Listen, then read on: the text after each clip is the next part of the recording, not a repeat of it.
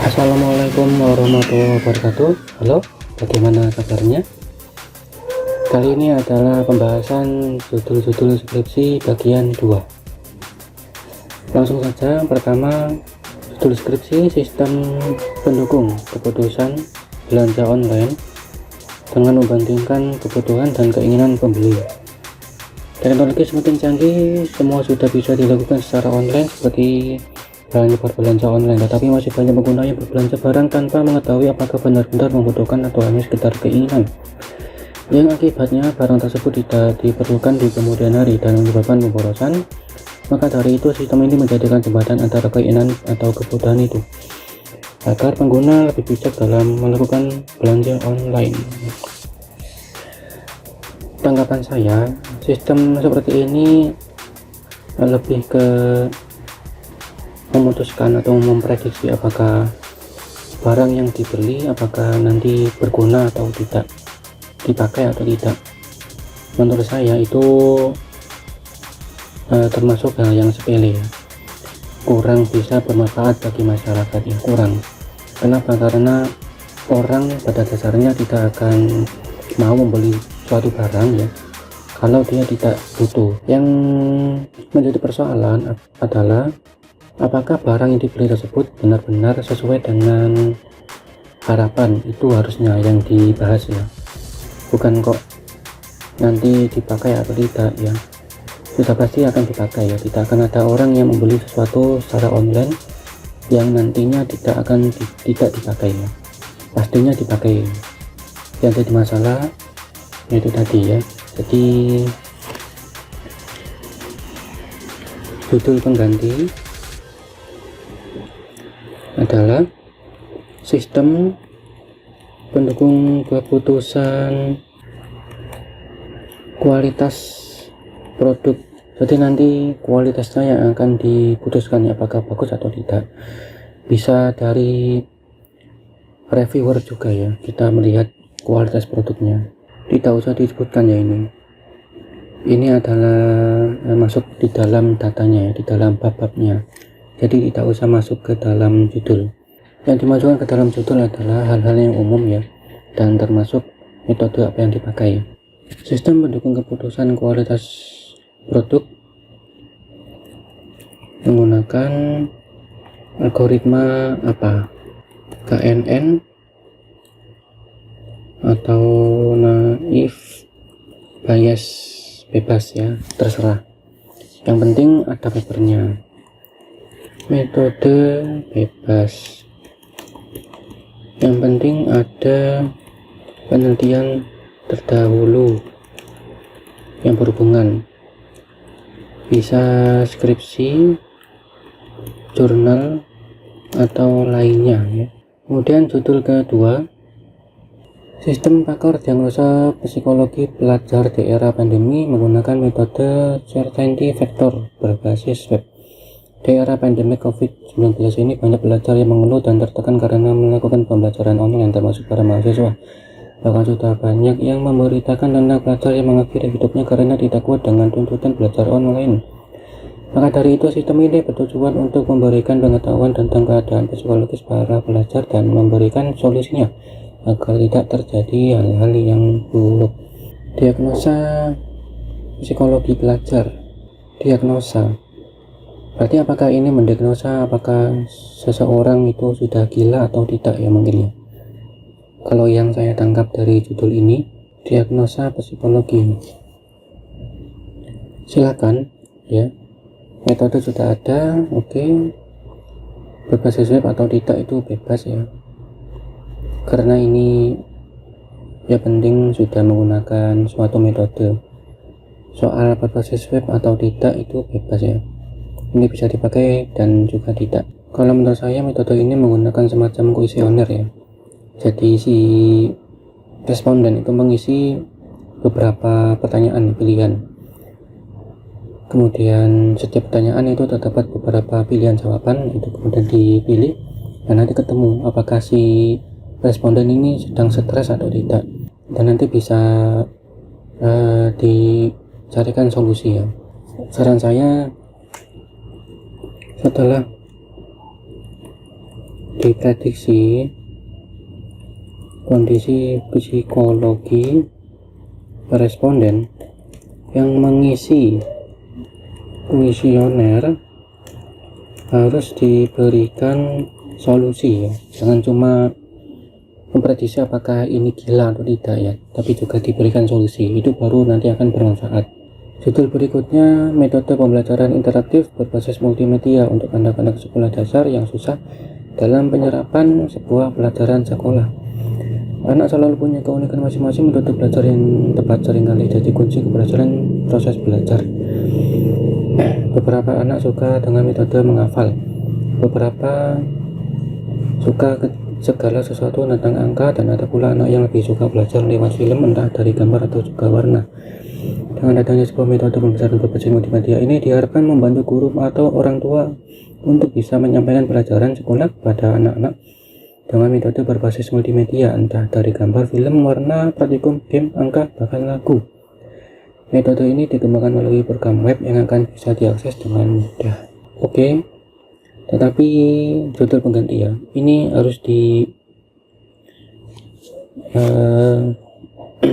harus diberi batasan ya, sejak dari judulnya. Judul pengganti bukan metode ya, ini harus ada aplikasi. Ini kan aplikasi kan, perancangan aplikasi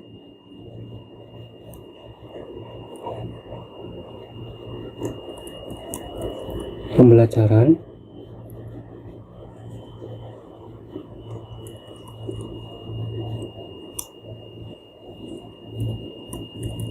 multimedia pada SD. Pada SD apa sebutkan ya, SD yang tempat penelitiannya disebutkan. Perancangan aplikasi pembelajaran multimedia SD. Bila perlu disebutkan kelas apa ya, pada kelas 5 SD misalnya ya, supaya tidak melebar. Kan beda umur anak, beda kelas juga nanti beda ya, beda-beda sifatnya dan juga beda kemampuannya. Kalau anak kelas 6 SD itu menurut saya sudah cukup pintar ya, sudah cukup rajin, jadi tidak perlu menggunakan alat media pembelajaran multimedia ya, karena rata-rata sudah mampu berpikir semuanya. Biasanya yang rawan itu, yang susah mikir itu kelas 1 sampai 4 SD ya. Kalau 5, 6 kalau menurut saya sudah mulai cekatan ya, sudah mulai bisa berpikir mandiri. Judul berikutnya, aplikasi surat menyurat online. Surat, ini intinya tentang surat ya. Judulnya kurang. Judul pengganti, rancang bangun sistem surat menyurat berbasis PHP dan MySQL.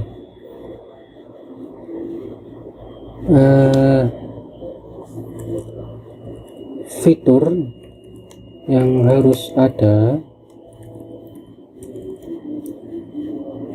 minimal adalah orang bisa membuat akun sendiri, surat bisa disimpan dan dicetak jadi PDF, kemudian bisa upload surat dari MS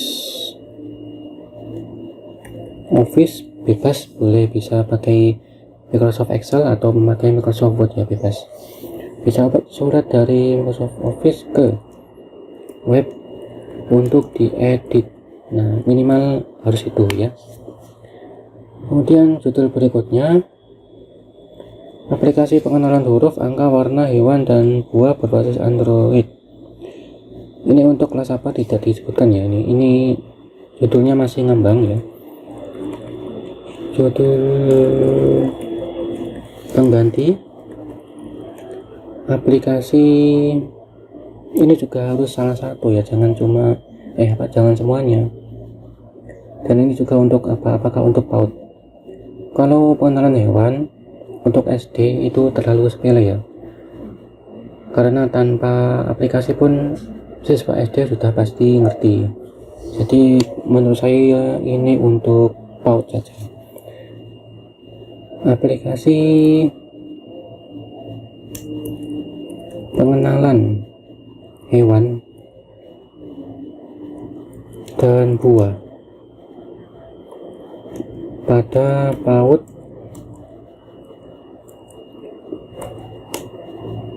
PAUD apa namanya sebutkan, berbasis Android. Nah, ini dan ini memang agak sepele ya, tidak apa-apa, yang penting bermanfaat, yang penting bisa bermanfaat bagi PAUD ya, bagi sekolah.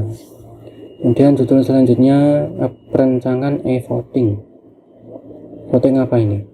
Dengan adanya metode e-voting ini, khususnya masyarakat yang ada di Indonesia sedang mengalami pandemi COVID-19, e-voting ini tidak disebutkan e-voting apa ya, harus disebutkan karena sekarang sedang musimnya pilkada ya. Jadi judul pengganti.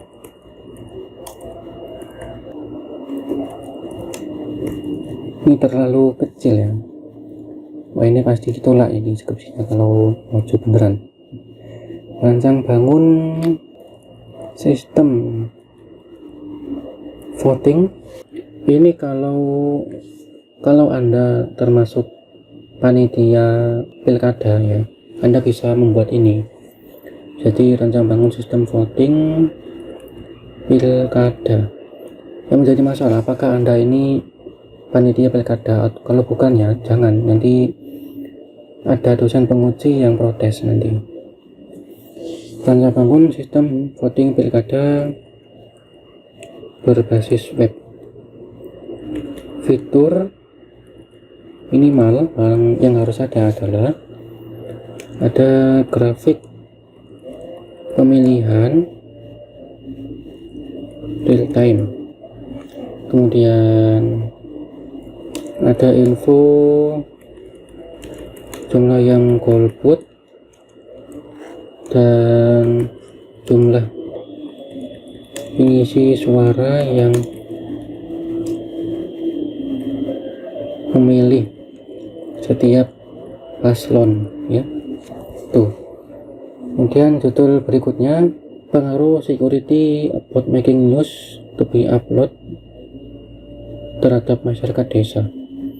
Apa ini? Pengaruh security about making news to be uploaded. Teknologi semakin canggih, sudah bisa dilakukan secara online, bisa tahu berita lewat online. Sampai banyak yang memanfaatkan teknologi canggih untuk menyebar berita hoax. Soal hoax. Jikalau terjadi kekeliruan atau hoax, kepolisian bisa langsung tahu siapa yang share dan tinggal di mana. Ini tidak bisa dijadikan skripsi ya. Kenapa? Karena tanpa sistem ini pun polisi sudah bisa mencari mencari pelaku berita hoax, mencari pelaku video skandal, itu bisa, dan mereka pastinya sudah punya sistem sendiri ya. Kalau ada mahasiswa yang membuat skripsi seperti ini, menurut saya bisa saja, tapi harus lebih dikhususkan ya, orang mempunyai nomor SIM untuk HP itu didaftarkan menggunakan NIK dan KK.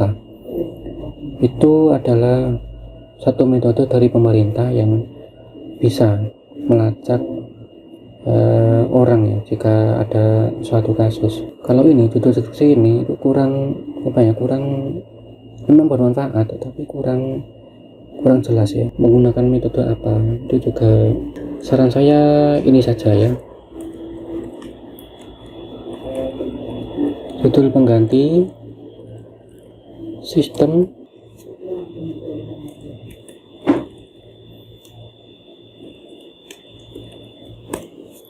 klasifikasi berita hoax. Oh, ini ada banyak sekali ya, bisa menggunakan knife bias, KNN, SVM, rasio. Oh, banyak sekali ya. Ini saran saya sistem apa ya, ini mending ini saja ya, klasifikasi berita hoax menggunakan algo KNN ya, atau apa, bebas. Yang penting ada penelitian yang terdahulu ya. Kemudian judul berikutnya, aplikasi pengolahan data arsip alumni di Universitas NU Sidoarjo. Oke, boleh. Judul pengganti, aplikasi pengolahan arsip, oh bentar, arsip alumni. Apa yang dikelola, apa yang diolah? Kan arsip kan cuma satu saja kan, cuma satu lembar, jadi PDF disimpan di Google Drive atau disimpan di hard disk, kan selesai. Tujuannya apa ini? Lulusan NU Sidoarjo yang baru berdiri 5 tahun terakhir membuat adanya keperluan yang bisa menampung data alumni, kemudian juga bisa digunakan sebagai tolak ukur akreditasi kampus terkait lulusan dari yang Universitas NU Sidoarjo. Oh, akreditasi. Kalau untuk keperluan akreditasi, jangan ini judulnya ya. Judulnya adalah aplikasi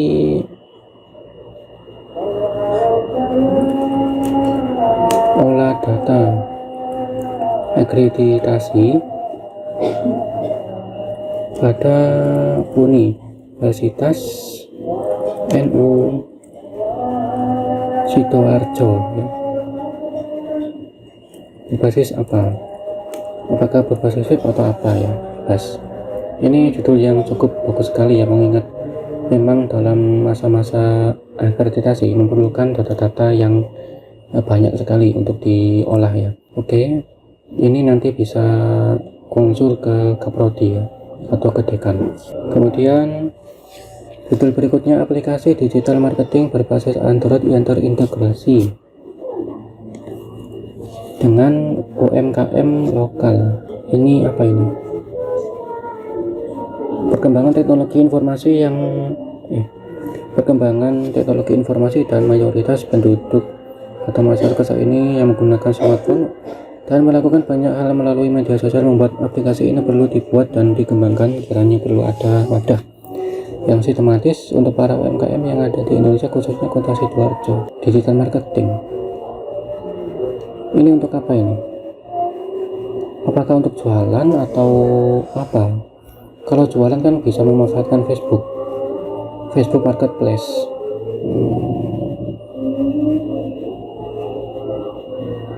Judulnya ini gimana ya?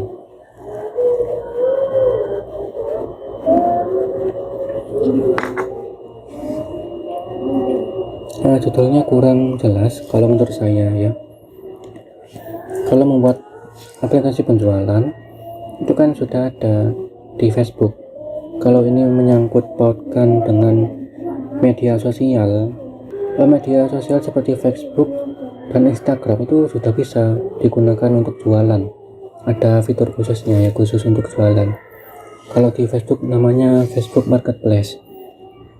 Apalagi ada fitur iklannya ya. Iklan yang bisa dibayar menggunakan nomor rekening biasa tanpa nomor kredit. Kemudian di Instagram itu juga ada fitur bisnisnya ya, namanya Instagram bisnis. WhatsApp juga begitu, di WhatsApp juga ada WhatsApp bisnis ya. Kalau membuat aplikasi berbasis Android ini saya rasa tergantung tujuannya apa ya,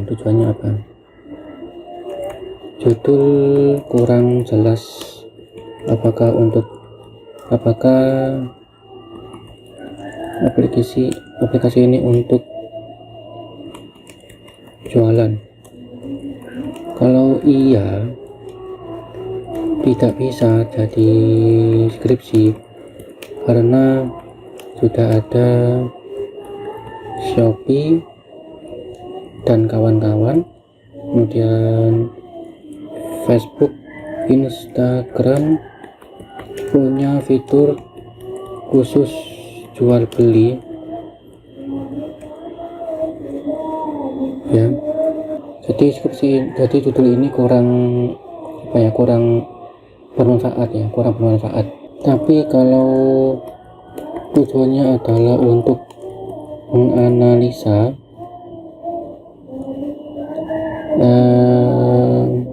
baru bisa dipakai.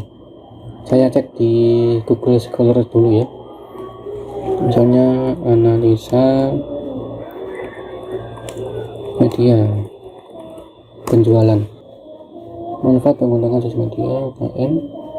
Ini ada, tapi ini entah jurusan apa ya, bentar saya lihat ini jurusan apa dulu.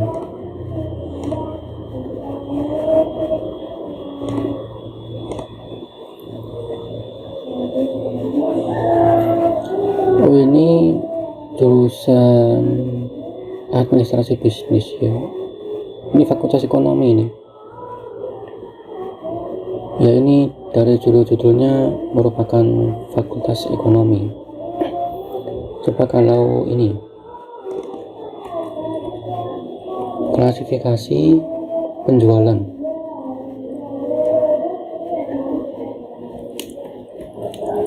ada sosial media. Kita coba lihat. Nah, ini baru bisa ya, implementasi menggunakan algoritma C45, noise bias. Ini ada beberapa judul yang bagus ya, tahunnya juga tahun yang mendekati 2020 ya. Jadi saran saya, berhubung ini inspirasinya datang dari jual beli sosial media, maka judul penggantinya adalah klasifikasi penjualan menggunakan KNN atau apa bebas. Studi kasus, ini ada akun Facebook ya.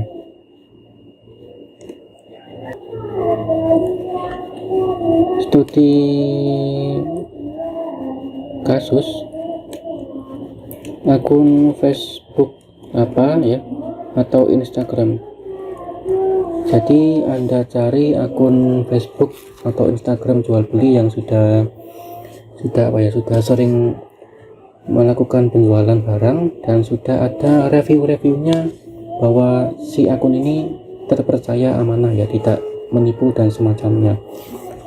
Kemudian judul selanjutnya, penerapan aplikasi pemandu wisata Provinsi Bali dengan metode berbasis Android. Apa ini judulnya? Salah ini ya, metode apa tidak disebutkan, langsung berbasis Android. Ini keliru. Android itu bukan metode ya, tetapi alat ya, sarana. Jadi bukan metode. Oh ya, memandu. Judul pengganti, aplikasi pemandu wisata Bali tanpa provinsi menggunakan, ini harus ada petanya ya,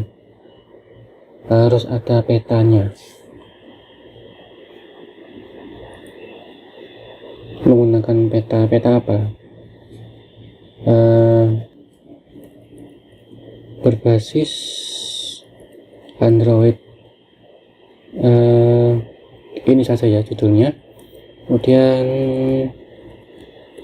fitur minimal, dalam aplikasi ada peta buatan sendiri, kemudian ada pelacakan posisi smartphone sedang di mana ya. Pelacakan posisi smartphone atau turis wisatawan supaya tahu dia posisi sedang di mana berdasarkan peta buatan. Nah ini. Kemudian judul berikutnya adalah aplikasi Papershop. Kok cuma begini? Ini kurang jelas ini judulnya. Masyarakat sudah malas keluar rumah dan memberikan rasa aman terhadap keluarga dari COVID-19. Maka dari itu kami menyediakan tukang pangkas rambut profesional yang bisa dipanggil ke rumah. Apa bedanya jika orang menggunakan WhatsApp? Kan orang bisa SMS, bisa WhatsApp ke tukang potong rambut. Kenapa tidak pakai cara itu? Kenapa harus pakai aplikasi? Kan orang malah jadi harus download aplikasi kan, jadi ribet, padahal sudah ada WhatsApp. Jadi judul skripsi ini mungkin nanti kalau maju beneran pas sidang pasti ditolak ya, karena terlalu remeh. Kecuali ada beberapa fitur yang menarik. Judul pengganti aplikasi Papershop berbasis web atau Android bebas ya. Fitur minimal, pelanggan bisa login atau daftar. Kemudian pelanggan bisa melihat riwayat potong rambut yang telah dilakukan, bisa PO, pre-order ya, bisa pre-order potong rambut dengan jadwal yang telah dipesankan. Harus ada promo atau diskon jika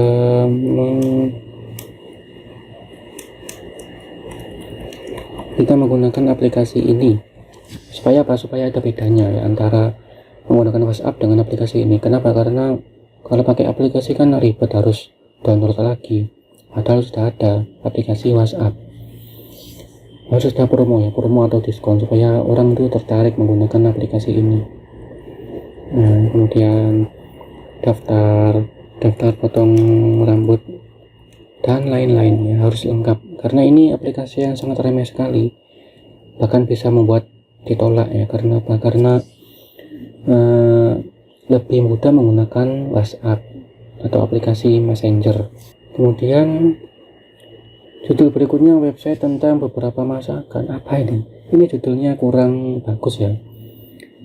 Ini bukan judul, ini apa ini? Ini kalimat orang ngantuk ini. Dikarenakan banyaknya pernikahan di usia muda, bisa ya ini bukan imbuhan, ini keterangan tempat.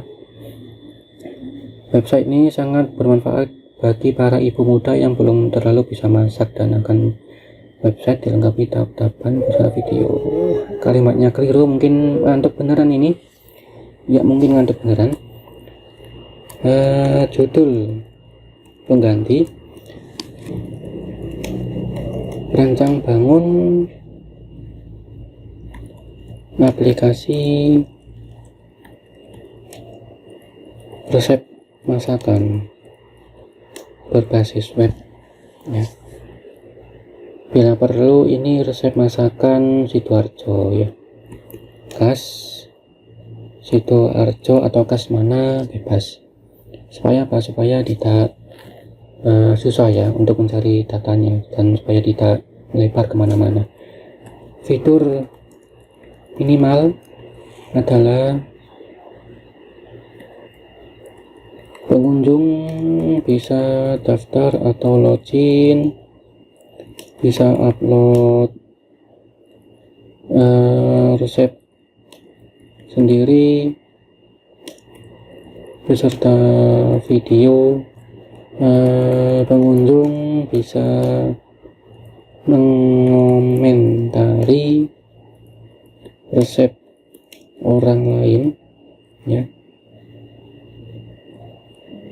Contoh aplikasi ada Cookpad ya, ada Cookpad.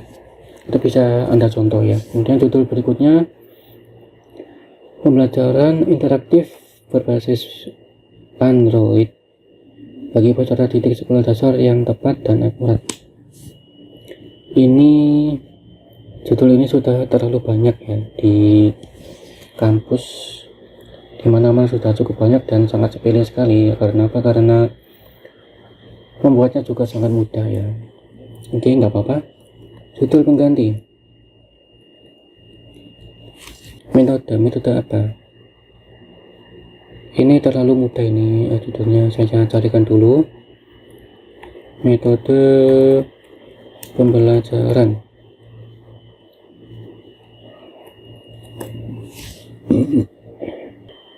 Oke, ini tidak disebutkan mata pelajarannya apa ya.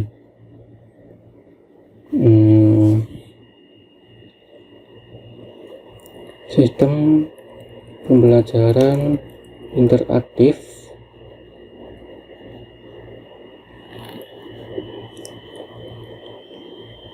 pada SD apa disebutkan? Oh bukan, berbasis Android pada SD apa disebutkan ya. Ini mapelnya apa? Apakah matematika atau apa ya? Saran saya sih matematika, karena matematika itu susah dipelajari ya. Kalau pelajaran lainnya kan mudah, tinggal dihafalkan sudah beres. Tapi kalau matematika itu butuh pemahaman ya, butuh pemahaman, bukan cuma hafal. Jadi saran saya matematika ya. Sistem pembelajaran matematika interaktif berbasis Android pada SD. Pada SD apa disebutkan ya. Kemudian terakhir, media pembelajaran hyperlink berbasis web. Maksudnya apa? Zaman sekarang dan kondisi pandemi seperti ini tidak memungkinkan untuk melakukan pembelajaran online, maka itu di sini saya membuat media pembelajaran hyperlink yang bisa diakses banyak orang dan pembelajaran yang berbasis web, karena untuk memudahkan semua orang untuk mengakses. Ini judulnya tidak tepat ya ini.